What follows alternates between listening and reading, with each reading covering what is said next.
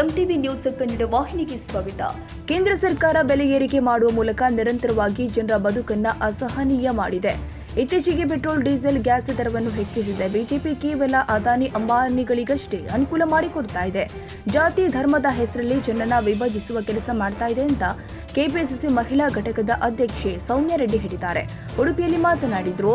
ಕಾಂಗ್ರೆಸ್ ನೇತೃತ್ವದ ರಾಜ್ಯ ಸರ್ಕಾರ ಜನರಿಗೆ ಸಾಕಷ್ಟು ಅನುಕೂಲಗಳನ್ನು ಮಾಡಿಕೊಟ್ಟಿದೆ. ವಿಶೇಷವಾಗಿ ಮಹಿಳೆಯರ ಕಲ್ಯಾಣಕ್ಕೆ ಹಲವು ಯೋಜನೆಗಳನ್ನು ಹಮ್ಮಿಕೊಂಡಿದೆ. ಆದರೆ ಕೇಂದ್ರ ಸರ್ಕಾರ ನಿರಂತರವಾಗಿ ಬೆಲೆ ಏರಿಕೆ ಮಾಡ್ತಾ ಇದೆ. ನಮ್ಮಿಂದ ₹100 ಜಿಎಸ್ಟಿ ಪಡೆದು ನಮಗೆ ಕೇವಲ ₹13 ವಾಪಸ್ ಕೊಡ್ತಾ ಇದೆ. ಕೇಂದ್ರದ ಬೆಲೆ ಏರಿಕೆ ವಿರುದ್ಧ ನಾವು ಬೆಂಗಳೂರಲ್ಲಿ ಪ್ರತಿಭಟನೆ ನಡೆಸಲಿದ್ದೇವೆ ಎಂದಿದ್ದಾರೆ.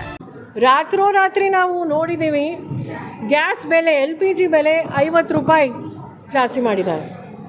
ಪೆಟ್ರೋಲು, ಡೀಸೆಲ್ಲು ₹2 ಜಾಸ್ತಿ ಮಾಡಿದ್ದಾರೆ.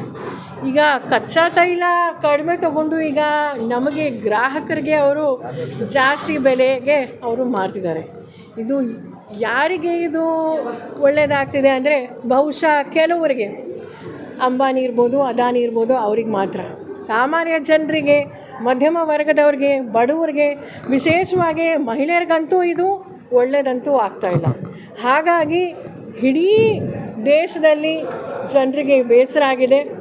ನಮ್ಮ KPCC ಅಧ್ಯಕ್ಷರಾದ ಶ್ರೀ DK ಶಿವಕುಮಾರ್ ಸರ್ ಅವರು, ಶ್ರೀ ಸಿದ್ದರಾಮಯ್ಯ ಸರ್ ಅವರು ನಮ್ಮ ರಾಜ್ಯದಲ್ಲಿ 17ನೇ ತಾರೀಕು ಬೆಂಗಳೂರಿಂದ ಪ್ರಾರಂಭ ಮಾಡ್ತಿದ್ದಾರೆ.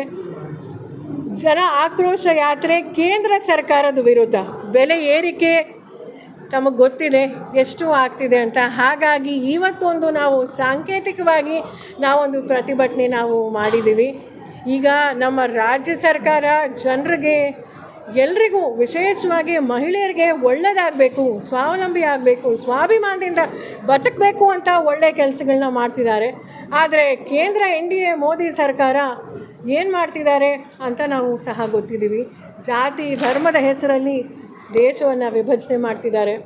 ಈಗ ಹಾಗಾಗಿ ಇವತ್ತು ನಾವು ಬಹಳ ಉತ್ತಮವಾದಂಥ ಒಂದು ಕಾರ್ಯಕ್ರಮ, ಸಮಾವೇಶ ನಮ್ಮ ಉಡುಪಿ ಜಿಲ್ಲೆಯಲ್ಲಿ ನಾನು ವಿಶೇಷವಾಗಿ ನಮ್ಮ ಮಹಿಳಾ ಅಧ್ಯಕ್ಷರಿರ್ಬೋದು, ಗೀತಾ ಅಕ್ಕ ಅವರಿರ್ಬೋದು, ಜ್ಯೋತಿ ಅಕ್ಕ ಅವರಿರ್ಬೋದು, ನಮ್ಮ ಜಿಲ್ಲಾಧ್ಯಕ್ಷರು ಅಶೋಕ ಅಣ್ಣ ಇರ್ಬೋದು, ಮತ್ತು ಎಲ್ಲ ನಮ್ಮ ಮುಖಂಡರು ಸಹ ಬಂದಿದ್ದರು. ವಿಶೇಷವಾಗಿ ನಮ್ಮ ವಿನಯ್ ಕುಮಾರ್ ಸರ್ ಅವರು, ಗಫೂರ್ ಅಣ್ಣ ಅವರು, ಅಮೃತ್ ಶೆನಾಯ್ ಅವರು, ಮತ್ತು ನಮ್ಮ ಉದಯ್ ಕುಮಾರ್ ಅಣ್ಣ ಅವರು, ಮತ್ತು ಅನೇಕ ಜನ ಬಂದಿದ್ದರು.